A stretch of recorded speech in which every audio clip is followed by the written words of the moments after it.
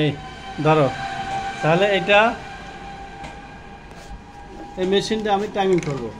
ধরো মেশিনটা টাইমিং করবো, টাইমিং করতে হলে কী করতে হবে? প্রথম করণীয় কি, আমার এই প্রেসার ফিটটা খুলতে হবে। ধরো এই প্রেসার ফিটটা, এই প্রেসার প্রথম কাজ হচ্ছে হুক টাইমিং করতে গেলে কি এই প্রেসার ফিটটা খুলতে হবে। হ্যাঁ, প্রেসার ফিটটা খুলে বের করতে হবে। বের করলাম, তারপর কি করতে হবে? হ্যাঁ, নিডল প্লেটটা করার আগে একটু সাইডে একটু সরাইতে হবে, ওখানে একটু সাইডে সরাইতে হবে। তারপর আমার স্ক্রুটা নিডল প্লেটটা খুলতে হবে।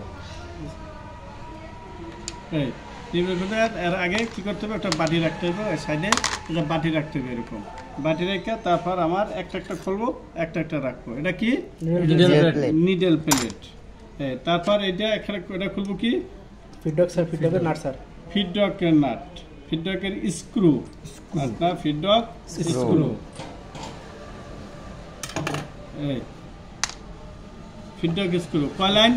আড়াই লাইন বা মিডিয়াম সেট, এফ সেট সব কিছু। এখন এটা খুলবো, খোলার সময় আমার এখানে দেখবা ফিডডকটা ঠিক আছে কিনা। সময় কাজ করতে করতে করতে কি হয়, এটা সমান হয়ে গেলে কি করবে? কাজ টানবো না। হ্যাঁ, সমান হলে কাজ টানবো না। আর কি সমস্যা হতে পারে স্যার? এটার ভিতরে ময়লা গেলে পরে কাপড় টানে না, কাপ টানে না। আর কি হইতে পারে? আর কি সমস্যা? এটা যদি আমার ফিডডকটা ক্ষয় হয়ে যায়, সমান হয়ে যায়, কাজ টানবো না।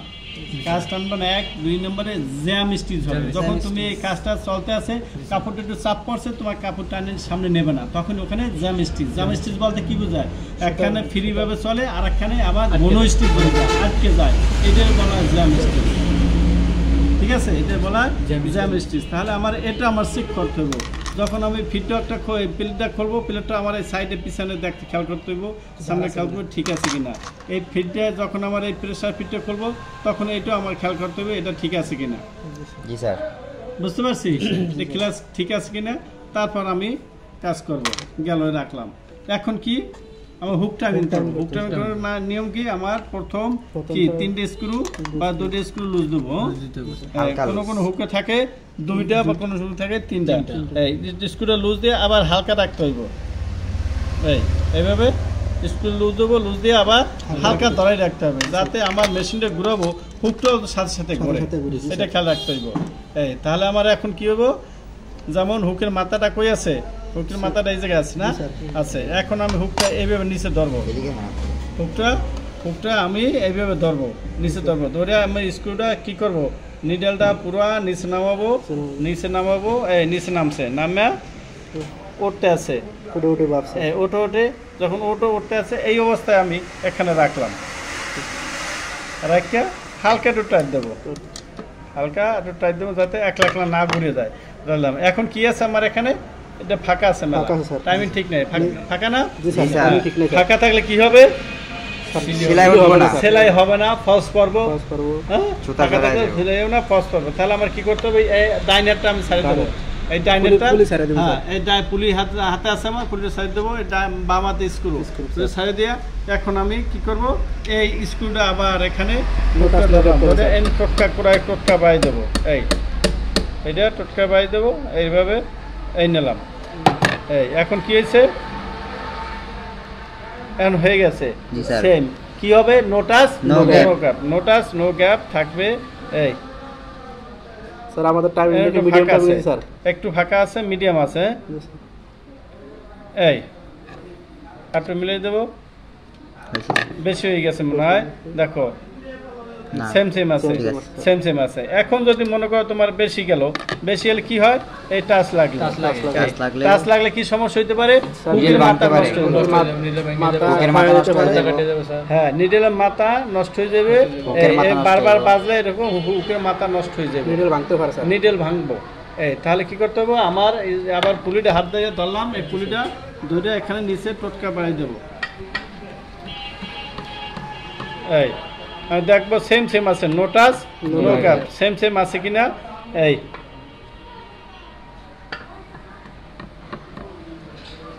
হ্যাঁ, ঠিক আছে। এখন একবার ঘুরাই দেখবো আস্তে আস্তে ঠিক আছে কিনা। ঠিক আছে। এখন স্ক্রু একটা টাইট দেবো, একটা টাইট দিলাম, হালকা টাইট দিয়া আমি এবার ঘুরাবো। নিচে উল্টাও ঘুরাবো, উল্টাও উল্টাও ঘুরাবো, ঘুরাবো, ভাও ঘুরাবো, দেখো আমার মেশিনটা ঠিক আছে কিনা। জি স্যার। বুঝতে পারছি ক্লিয়ার? স্যার। এই ঠিক আছে কিনা, যদি ঠিক থাকে আবার হুকের যে বাটি স্ক্রুটা নিডেলটা এই সাইডে পরে কিনা তাও খেয়াল করতে হইব। জি স্যার। এই ঠিক আছে, ঠিক হলে আমি একবার দুইবার তিনবার ঘুরে দেখলাম ঠিক আছে, তাহলে আমি কি করবো, স্ক্রুটা টাইট দেবো। টাইট দিয়ে হাতটা রাখবো কোন জায়গায়, হাত পুলি পুলিতে। হাতে হাত পুলিতে ছাড় দিয়ে যদি আমি এইভাবে টাইট দিই পিছলে ঘুরে যাবো। স্লিপ কাইটটা না কুক সব শেষে, হ্যাঁ এইভাবে। তাহলে কি করতে হবে, আমার এই হাতটা দিয়ে এই যে স্ক্রুটা ধরলাম, বাম হাতে স্ক্রু আর ডান হাতে স্পুলি। এইভাবে ধরবো, পুলিটা ধরবো এইভাবে ধরে আমি টাইট দিলাম। এই শক্তি দিয়া এইভাবে কিভাবে দেখো, এইভাবে শক্তি দিয়ে শক্তি দিয়ে টাইট দিলাম। আবার স্ক্রু আরেকটা এইভাবে শক্তি দিয়া টাইট দিলাম। টাইট দিবি, স্ক্রুটা ওই হাতটা এইভাবে থাকবে, তা হাতে কয়েস পাওয়া যায় বেশি, এইভাবে ধরতে গেলে হাতটা কয়েস পাওয়া যায় বেশি। জি স্যার। এই এখন দেখলাম ঠিক আছে কিনা, আবার ঘুরে দেখবো ঠিক আছে কিনা, ঠিক আছে, আবার উল্টো ঘুরে দেখবো ঠিক আছে কিনা, ঠিক আছে। এই আবার চেক করে দেখবো আমার হুকটা পুরন হুক, এবার সাইডে সাইডে ধারটা আছে কিনা তাও চেক করে দেখতে হবে। জি স্যার। এই এখন আমি একটা একটা করে লাগাবো। কি লাগাবো, প্রথম কি লাগাই দেব, ফিডব্যাক স্যার। ফিডব্যাক। ফিটে কটা স্ক্রু থাকে, দুইটা। দুইটা স্ক্রু। অনেক সময় আছে একটা আড়াই যায়, আড়াই গেলে এই একটা লাগাই দেয়, স্ক্রু একটাই আসলে স্যার, একটাই স্ক্রু আসলে, ওইটার খবর নাই, দুইটার একটা আড়াই আর একটাই ছিল। আর একটা লাগাতে স্যার হয় না, ওটা আস্তে আস্তে স্যার লুজ হয়ে ঘুরে যায়, লুসে ঘুরে যায়। পরে নিডল ভাঙার সম্ভাবনা থাকে। ফিডব্যাক দেখা যায়। এখন স্ক্রুটা যে আমি লাগাবো, স্ক্রুটা লাগাই আমি 100% ক্লিয়ার রাখতে হবে প্লেটটা। জি স্যার। এন্ড স্ক্রুটা তো তেরা বাঁকা করা যায়, যেমন এই এদিকে এদিকে থাকে না, যেরকম খুশি এরকম লাগাইলে হবে না, সমান। এটা থাকবে আমার প্লেটটা যখন লাগাবো, এই প্লেটটা লাগাই আমার 100% দেখতে হবে প্লেটটা আমার এই সাইডে যতটা ফাঁকা আছে, এই সাইডে যতটা ফাঁকা আছে সেম আছে কিনা। আবার খালি ঘুরাবো, খালি ঘুরে যদি কোথাও বাজে তাহলে কি হবে, প্লেটটা লড়বো না? লড়বো, জি স্যার। হ্যাঁ প্লেটটা লড়বো। এই তাহলে প্লেটটা আমার লড়ে না, এইদিক লড়ে না। এই ঠিক আছে, এখান থেকে এই গ্যাপ একটা সম্পূর্ণ সুন্দরভাবে ক্লিয়ার আছে। তার প্লেটটা আমি উঠে রাখি, এখন স্ক্রুগুলো টাইট দেবো।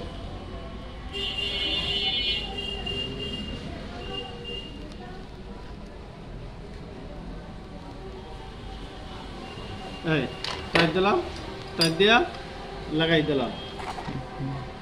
ওকে মেশিন ওকে স্যার। ওকে, ঘুরাইছো সাইফাস ঘুরিয়ে হয়ে যাবে। স্ক্রু অনেক সময় দুটো লাগানো থাকে, দুটো থাকলেও হয় বা একটা থাকলেও চলে।